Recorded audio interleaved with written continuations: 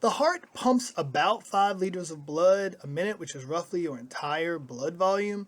However, that blood is moving so quickly through the heart that the heart's tissues can actually utilize it as a source of oxygen and nutrition.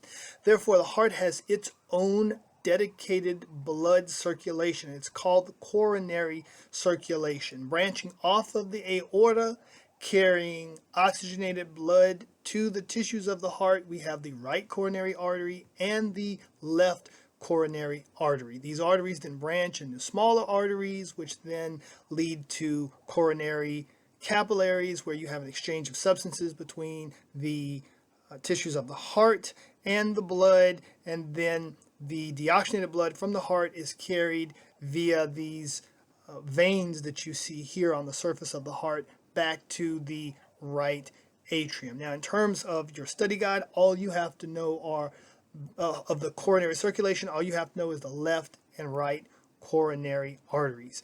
By the way, it is these arteries of the coronary circulation that become blocked in cardiovascular disease, where a patient has to have angioplasty and bypasses and interventions such as that.